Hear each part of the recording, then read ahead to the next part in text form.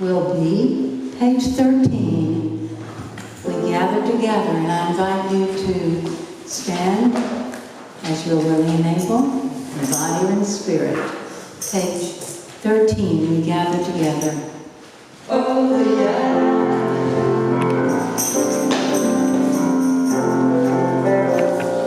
Oh, yeah.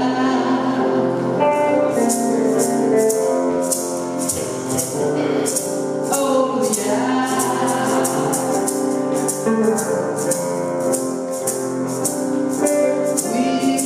gather together to build in the morning.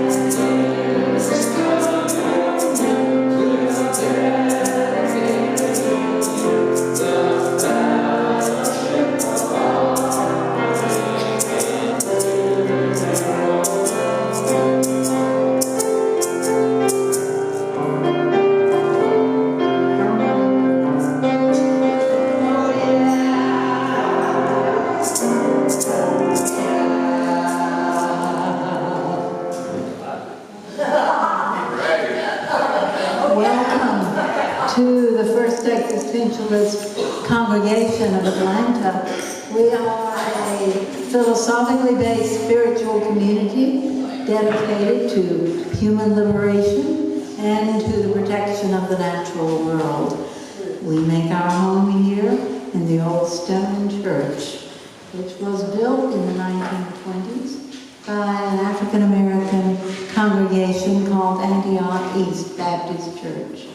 They built it by hand from stones brought from Stone Mountain, and were driven out of this community by racist thinking.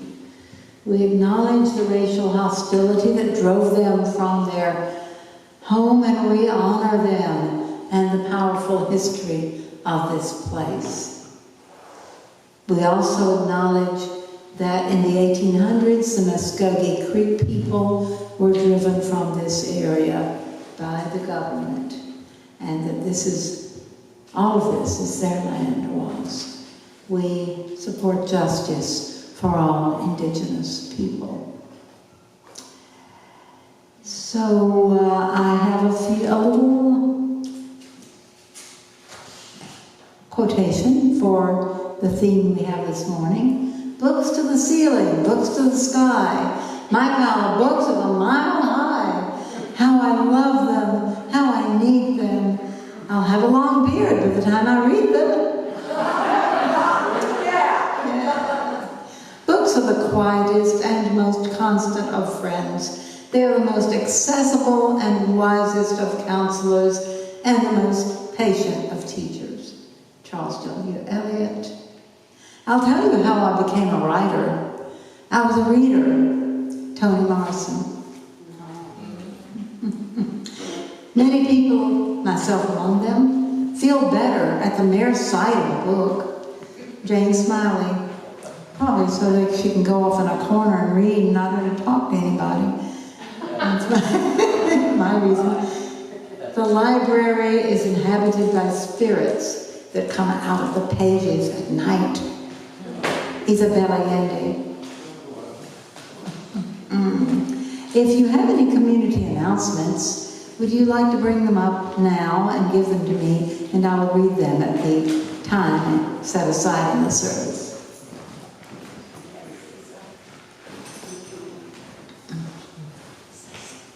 Any others?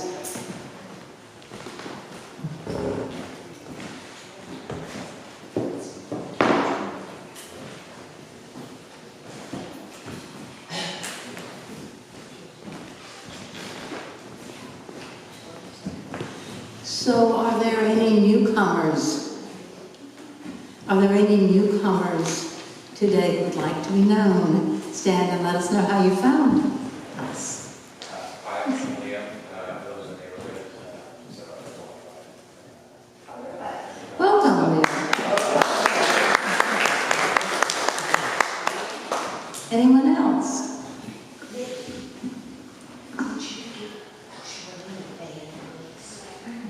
I would like to call your attention to this section of the bulletin called the connection card.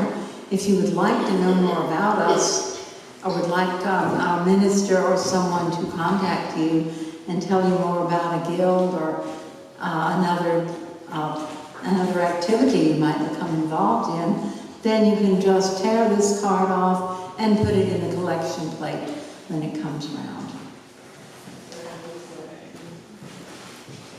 Are there any birthdays or anniversaries? Yes, Diane. Today's my birthday. Oh. It's your birthday.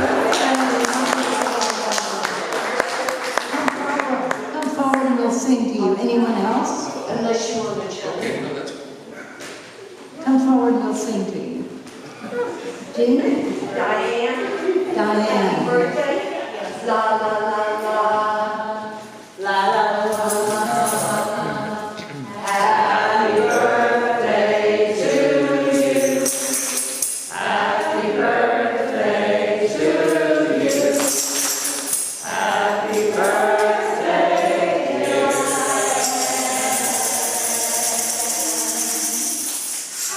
Happy birthday to you.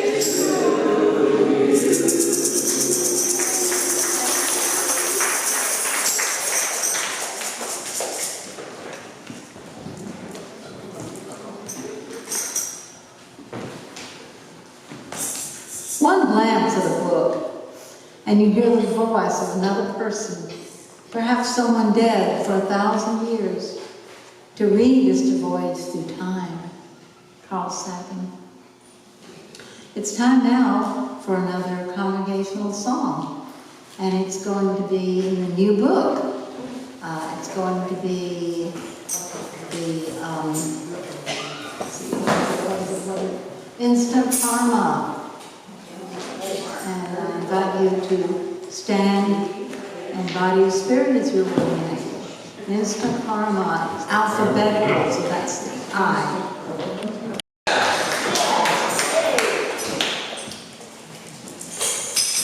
If anyone comes and has youth who would like youth programming for, you may contact the office the week before and arrange for this. Otherwise, youth programming will be when you contact us about it. Now it's time for our fellowship minister, Marcia Mitchener. Is she here? I don't see her. So we will not hear from Marcia this week, but we Wish her well wherever she is. Yes, so now we have community announcements. First, Free to Read Party is going to be on October the 7th from 2 to 4. It is a Saturday. We are going to celebrate, not band, but celebrate banned books. And there will be readings, book swap, live music, and refreshments. So if you would like to bring a book, bring a banned book and swap it for another, feel free to do so. Also, we need readers. We've got a few, but we need more. So if you would like to read from a book, not the whole book, but just from a banned book, please see Libby after the service, or give her an email and tell her that you'd like to participate. Again, free to read. Just The Membership Guild invites you to join us for a fall stroll and picnic lunch on October 23rd after the CRL on Sunday. 29th, isn't it? I'm sorry, it says October 29th. October 29th after the service on Sunday for a leisurely stroll and picnic at Lowell Park near Emory University. Meet at First Tee at 1 o'clock or in the park at 1:30. What's the date again? The date is October 29th. That is a Sunday, I believe. And the park doesn't have tables, so bring a blanket, a folding chair for yourself. Also bring a picnic lunch. And there's parking at 1463 Clifton Road. See me or Libby or Mary afterwards. Mary is the organizer. Okay? Yes. Yes, Brian. You all, at the festival this Saturday, October 7th, we're reading banned books. Elise Witt and Mick Canny are going to be the musicians, and you know they're great. And Elise is going to sing some banned songs. Very good. Thank you, Jean. And the last announcement. Please sign the petition online for justice for Deacon J. Hallman. Is that right? Deacon Hallman, Atlanta police murdered Mr. Hallman during a routine traffic stop.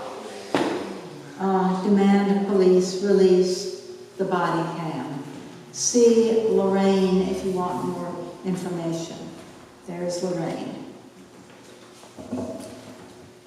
Charlie, Yes. I have an announcement. Okay, Bill. We just received in the mailbox yesterday an announcement concerning the festival which is happening here next weekend over Saturday and Sunday. And part of the announcement says that the street out here will be closed. So there is a contact person to contact for parking assistance. But I just want to give you forewarning that if you show up next Sunday expecting to be able to drive out here and park as usual, that apparently will not be possible. So, please see me afterwards and get the information about who to contact for parking passes or any assistance with parking. So that's October the 1st? Saturday and Sunday. Next week. Yes.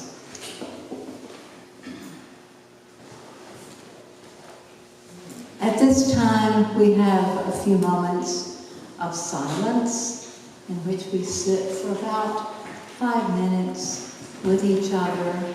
We can pray or meditate, light candles on the side of the congregation space. So I will ring the bell when this time is over.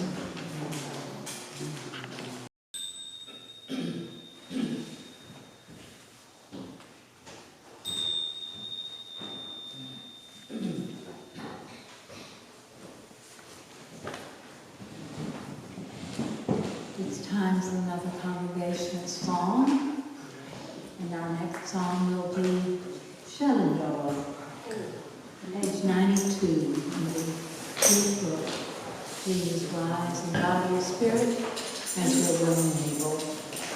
Jean will give us some instruction.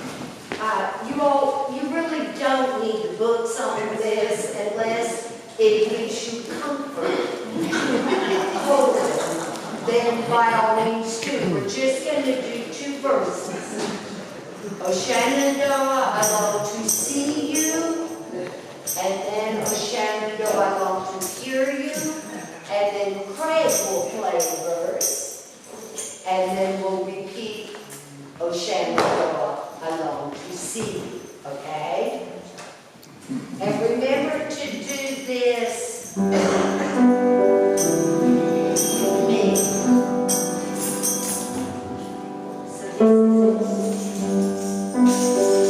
this is Hey,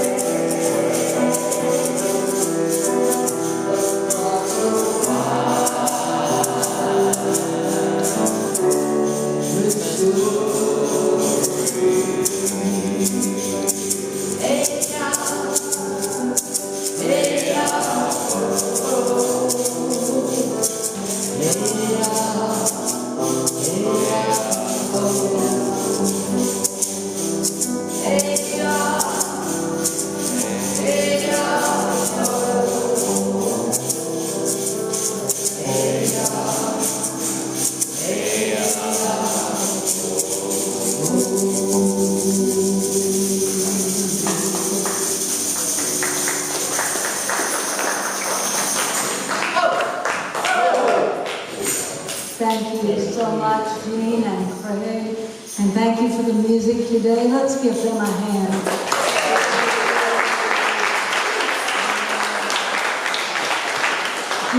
So I wrote one, and it is entitled Autumn Slant of Light.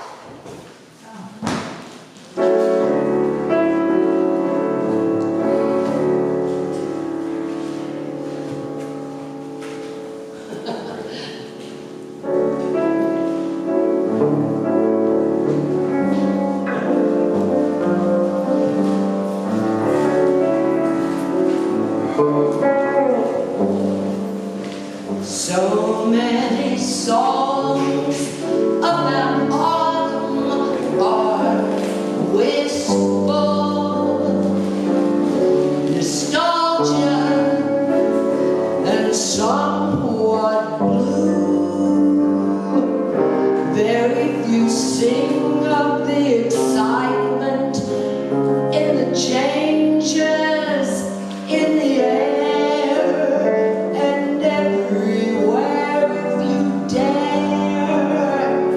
Autumn's unfolding before us, changing, rearranging matter and flow. Which point of view have you, past or new? Do you know?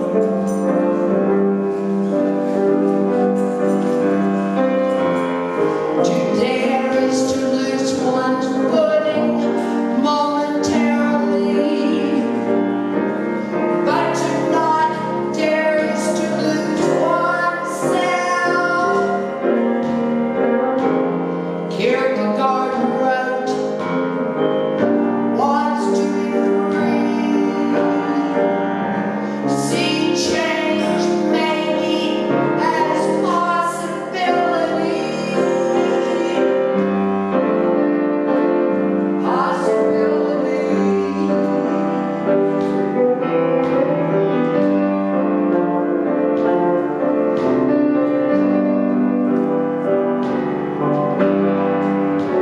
Come on and claim your fear as exciting.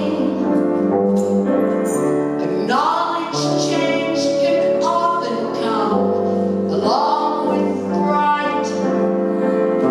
Lots of us are teetering on the edge. Step off the ledge and dance in this new autumn slant of light.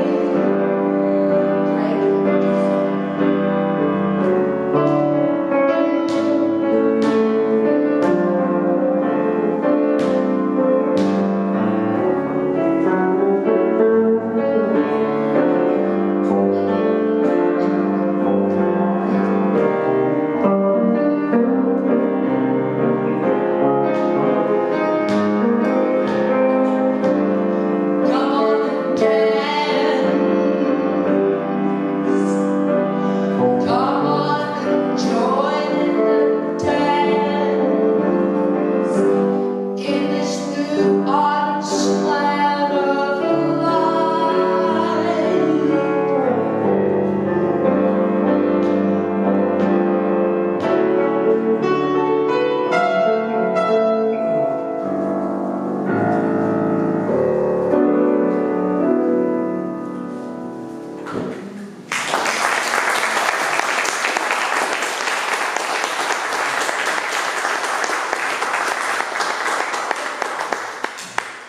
Thank you so much, Craig and Jean. And we all enjoy hearing you. So this is a time that I particularly enjoy when I do this, is to introduce our speaker. And our speaker today is one I'm particularly happy to introduce. Libby Ware is a reader and a writer, a book collector, and a bookseller. She owns a book business called Toadlily Books.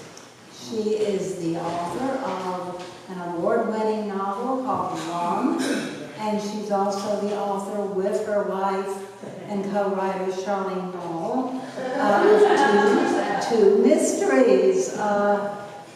One is called Murder at the Estate Sale, which you may know. Another is coming out at the end of October, and it's called Murder at the Book Fair. So it's the second in the series. Libby is a member of the American Antiquarian Booksellers Association, AABA, and ILAB, the International League of Antiquarian Booksellers. She's also a member of the Atlanta Writers Club, Sisters in Crime, and Georgia Writers. Libby lives in Grant Park with her dog Grover, about a mile from her wife Charlene. So I'm very glad, very happy to introduce Libby Ware.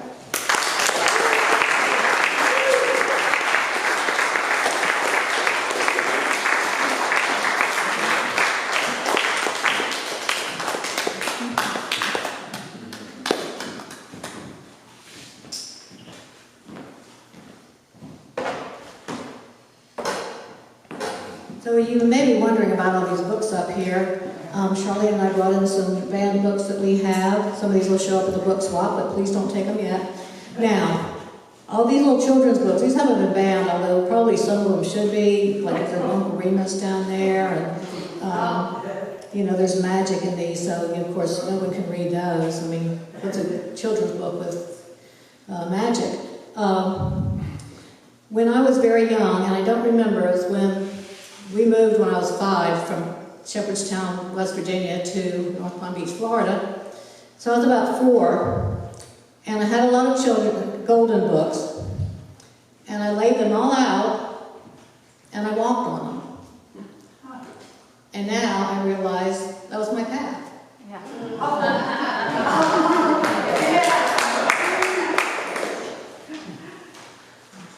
So I was privileged to grow up in a house full of books. I had 2 older sisters, and then my brother was 7 years younger than me. So all of us had books, and it wasn't like, these are my books and these are your books. Any book in the house, anyone could read. And of course, I think my brother's 5th grade teacher was surprised when he wrote a book review on Myra Breckenridge.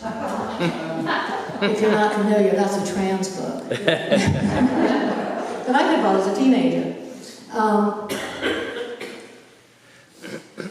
So then, you know, also my mother had a lot of books, and I think I really got my love of reading from her. She still reads. I mean, she can practically read a book in a night. I swear, this is true.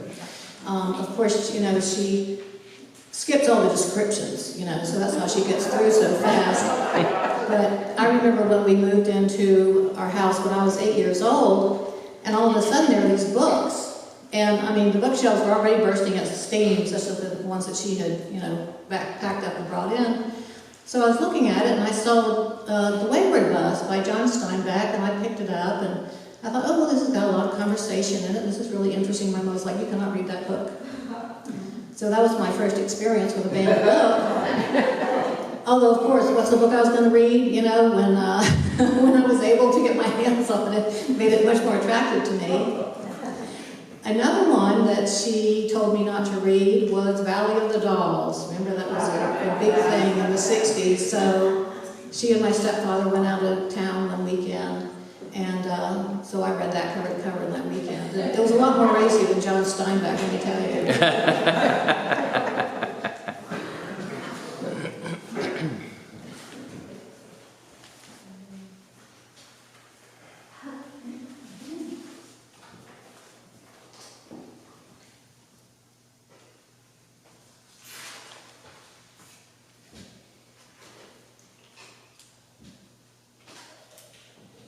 So all of my public education was in Florida, from 1st grade through college. And, we all know now about Ron DeSantis, and it seems like every week he's doing something more outrageous about education, firing principals and, putting in school board members that have his point of view. And I mean, it's really terrifying, but this is not new. When I was in 12th grade, there were only 2 classes that you had to take. One was English, it was British English, for 12th grade. The other one was Americanism versus Communism. Anybody here have to take that? I think it was a little bit after your time, Linda. Anyway, this was a book, this was actually on the law, this was the law. And it was in effect from 1961 to 1991, that in either the junior or senior year, that this had to be taught. Now, my teacher made it really interesting, because what he did is he brought in different types of government. And I was really interested in that. I was like a civics nerd when we took civics in 9th grade. But the other thing that he did that really interested me was he talked about utopias. Different utopias in the US and in Europe. And to this day, I have a fascination with utopias, and it's actually one of the areas that I sell some pamphlets and things in. Now, it wasn't so interesting when we got to the promised comparison, because what they did is they told us about communism, then they told us what was wrong with it. No critical thinking on our part. It was just, this is what it is, and this is what is bad. So, I think about how, there's all these, not just banned books, but also, rewriting history, basically, is what they're trying to do. But when I reflect back to my education, they want to go back to the 1960s. Because when I was in school, all Indians were savages who lived in teepees, not just the Plains Indians. And slavery was not mentioned at all in American history until you get to the Civil War. Then all of a sudden, slavery is an issue. Well, when I was in 8th grade, we were studying the Civil War, and we were watching some movie, and Dixie came on. And my teacher said, "Stand up, this is your national anthem." And everybody just kind of sat there. And the thing is I was in South Florida, and it's a huge melting pot, and so most of the people in my school were from some northern state, who moved down there to get a job or something. So I don't know if she was, being kind of ironic, or she really thought that that was our national anthem. So let's get to banned books. And I'm not going to give you a bunch of statistics. I think we all know that the incidences and the number of books has just risen astronomically in the past few years. I mean, there's people who aren't even parents who have, more time on their hands, that they just walk through a library searching out books to object to.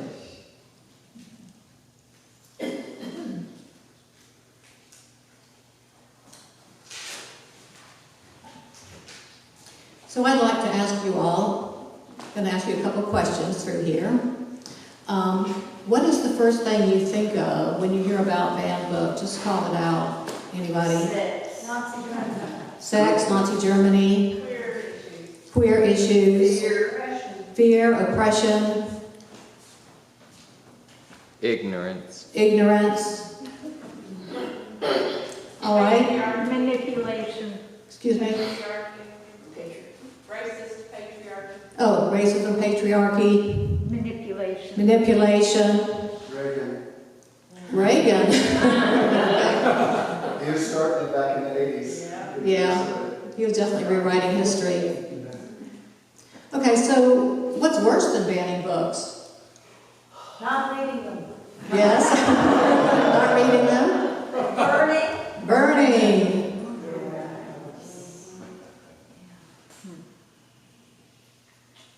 How about teaching you things that are inaccurate? I think that's worse. It really goes hand in hand. Media manipulation. Media, right?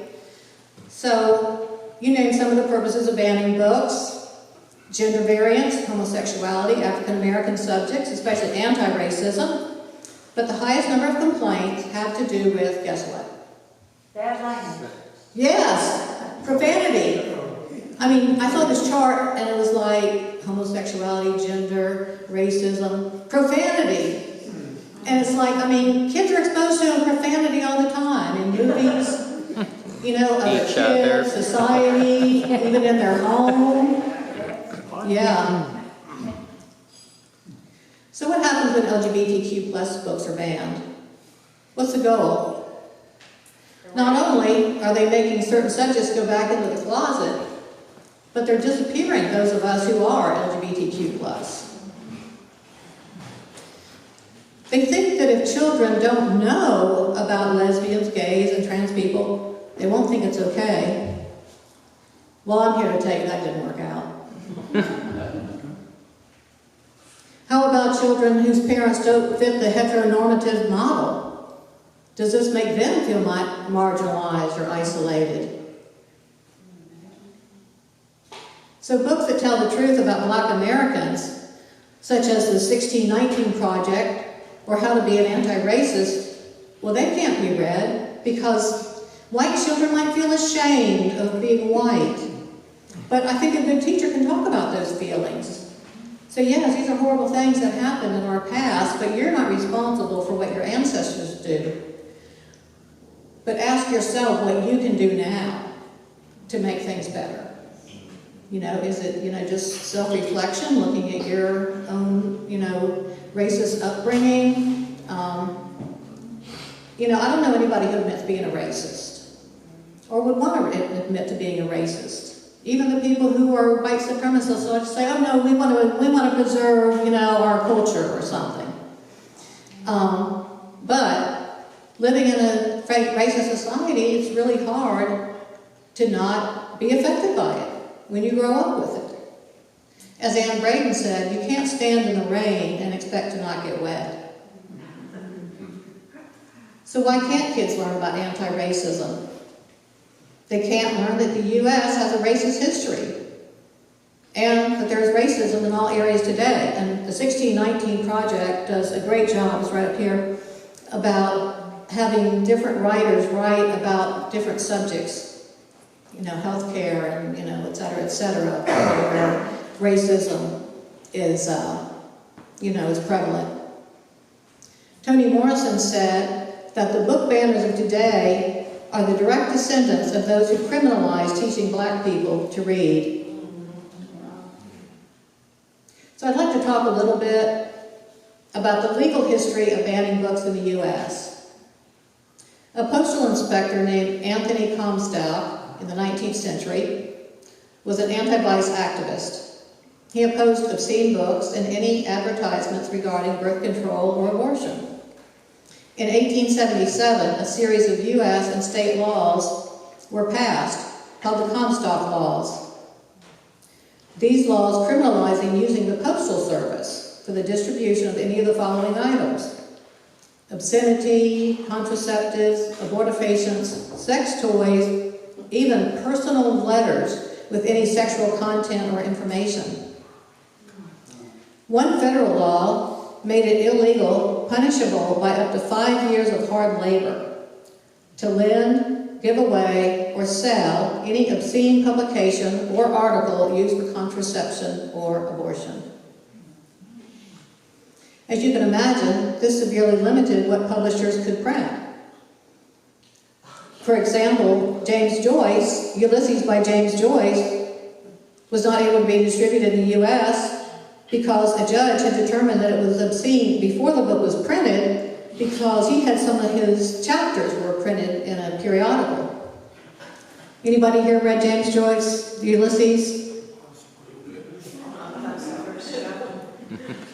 What's that mumbling over there? Did not pass the first chapter. Okay. I actually read it twice, once on my own and once for a class. Yeah, it's a difficult read, but, you know, he talks about, like, pissing, and so, you know, that's obscene. So it was eventually published in Paris by Sylvia Beach, who was an expat American who had founded the bookstore Shakespeare and Company, which is still a famous bookstore in Paris, and it specialized in English language books. So he came to her and asked her if she would publish it. She had no experience as a publisher, but she really believed, in freedom of speech, and so she published it. So the first one is published in Paris. Another example is Lesbian Pulps.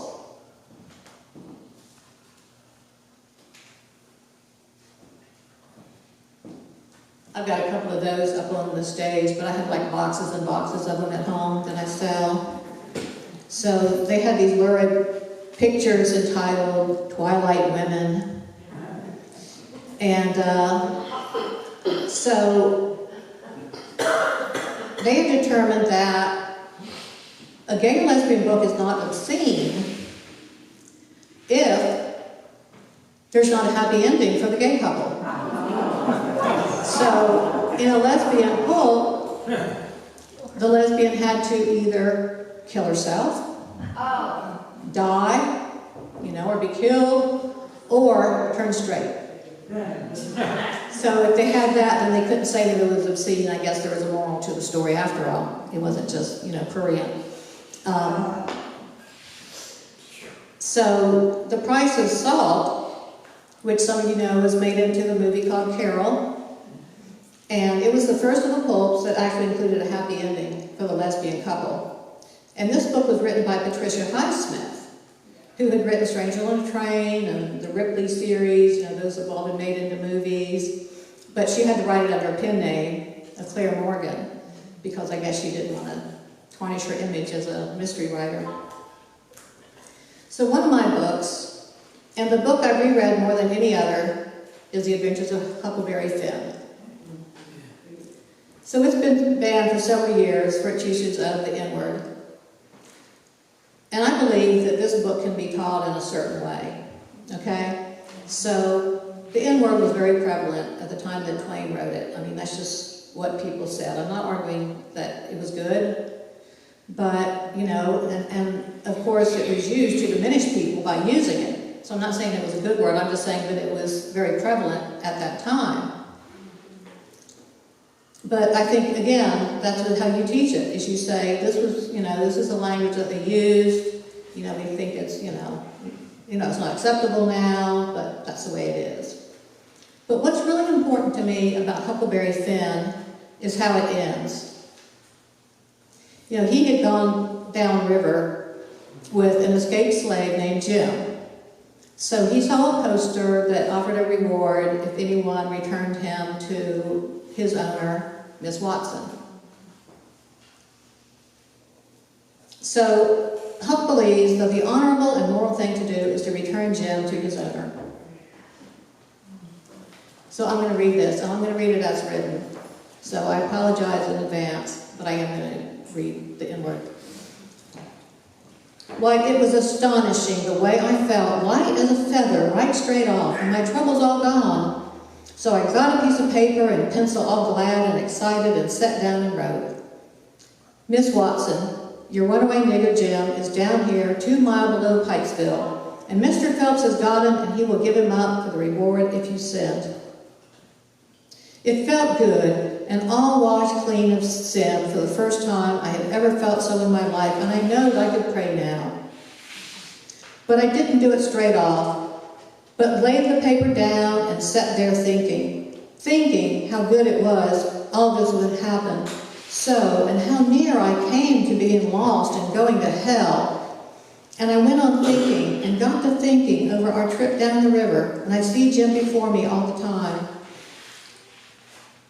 In the day and in the night times, sometimes moonlight, sometimes storms, and we are floating along, talking and singing and laughing, but somehow I couldn't seem to strike no places to harden me against him, and only the other kind. I'd see him standing my watch on top of his'n, sit a-calling me so I could go on sleeping. And I see him how glad he was when I come back out of the fog.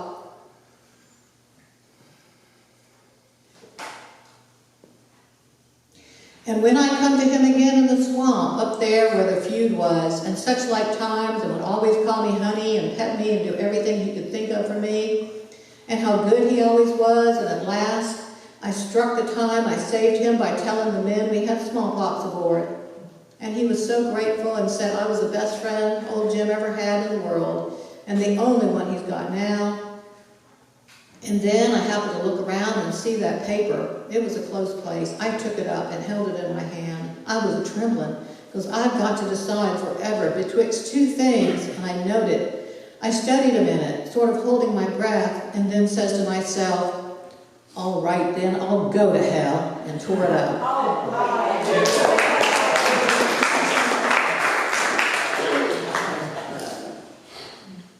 So what's ironic to me is the books that have been banned are books that many of us were taught in school. Now, my sister, I think when she was in about 8th grade, and her class was supposed to read Of Mice and Men, and I think they had to get a permission slip. Well, my mother to this day doesn't like any cussing, anything like that in her house. So, she figured John Steinbeck, he's got bad words, so she said no, that Jacqueline couldn't read it. But instead, she was assigned Huck Finn. So I'm going to call out some names of books, and if this was these are all banned books, and I know there's some that are more recent, but I'm going to read some of these out, and let me know, just raise your hand if this was something that you were required to read in school. Okay, this is for English majors.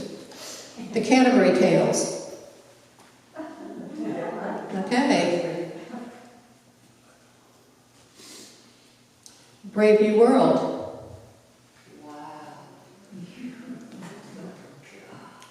Their Eyes Were Watching God. The Grapes of Wrath.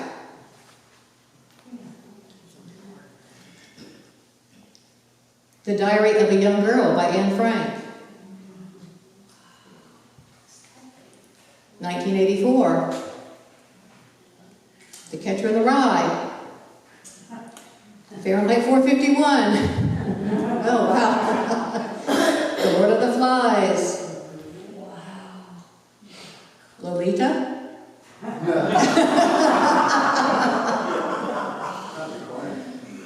That was college level. Yeah. All right, how about this one? To Kill a Mockingbird? Everybody? Before my time. Oh, okay. That's right, that's right. I Know Why the Caged Bird Sings. The Color Purple. The House on Mango Street.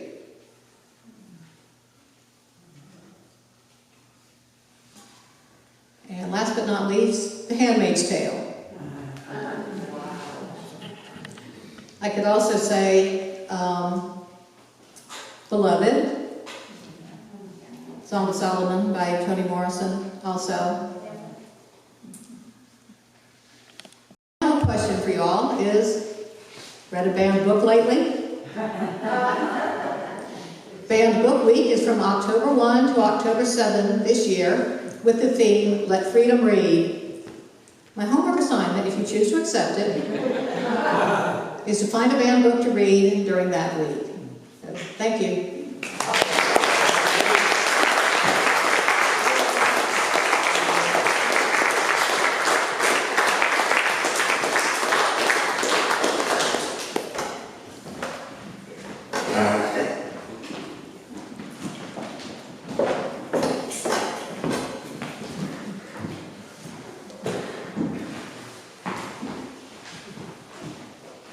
Some of those books I read on my own, and some of them actually I assigned when I became a teacher. Yep. So anyway, I wish you all joy of reading, and reading lots of banned books. Our closing congregational song is going to be page 107, Imagine. I invite you to stand as you're willing and able, in body or in spirit.